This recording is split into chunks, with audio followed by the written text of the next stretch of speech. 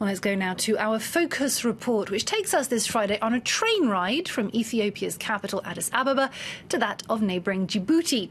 The new railway line, built and paid for by China, went into operation just a few weeks ago. But over a century ago, the French had already built a rail line between the two African nations. It essentially stopped functioning 10 years ago, but a few cars kept running.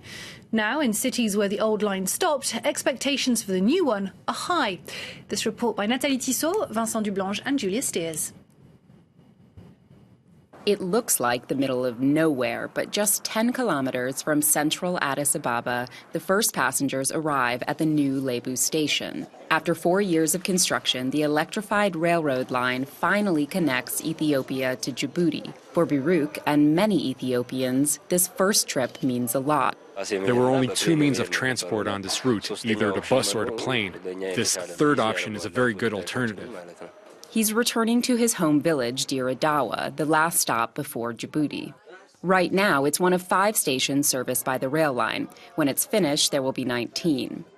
The route is the same as the old railroad, built by the French at the end of the 19th century. It's been a very long time since I took a train. Back then, I was very young, 7 or 8 years old.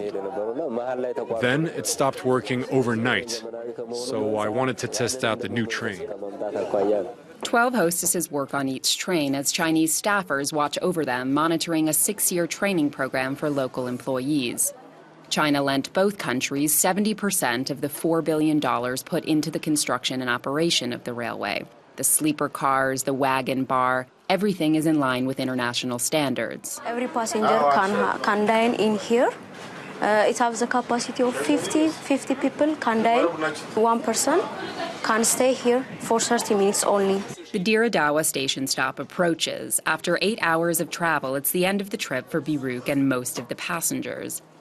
The first train arrived in the city in 1902 at the time of the French railway. For the new stop, they've moved the station from the old location. Back in the day, there were a lot of people here because many traders would converge at this station to buy tickets and board the trains. Fantahun was a conductor for over 20 years on the old line. His father was also a railway man. Thanks to his work, he learned to speak French, the language the rail company used at the time. Though most of the old cars have fallen into disrepair, one line manages to operate twice a week.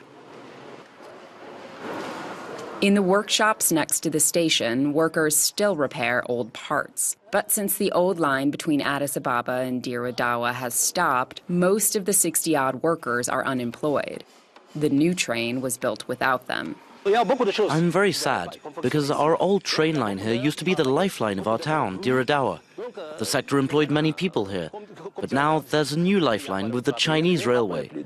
But they have yet to forge deep connections with the people of Dire Dawa, especially that the new train station is 10 kilometers away.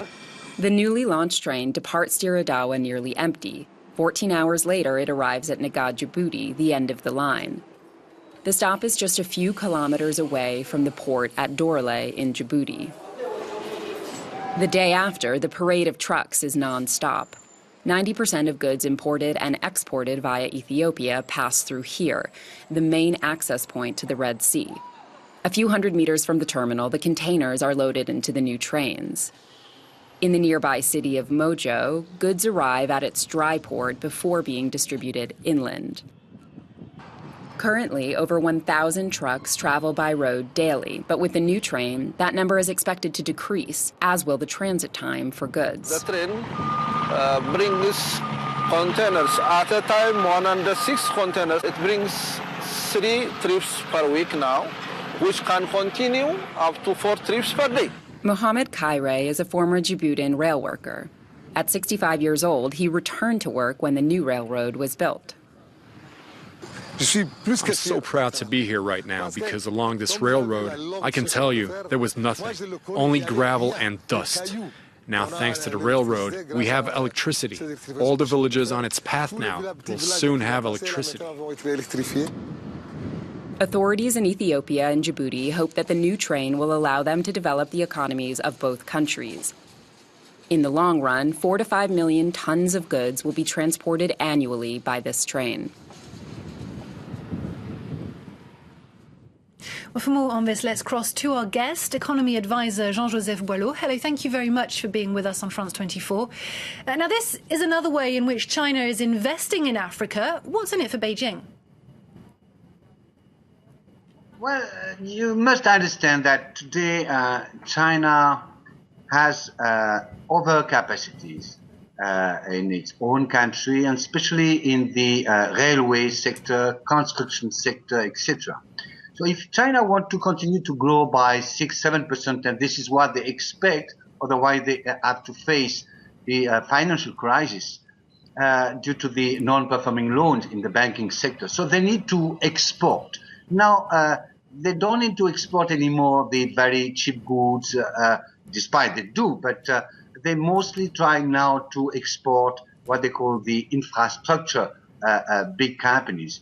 And the only place in the world where you have to do everything from scratch and where there's no protectionism against China is mostly Asia and Africa. And especially in Africa, because they have invested in a huge way in the commodity sector, mining, oil, etc.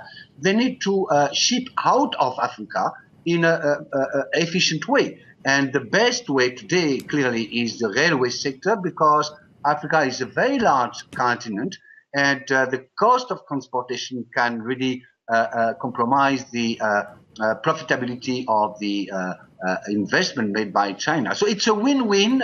This is the, the Chinese slogan, but it's mostly a win-win game for China today in the short run.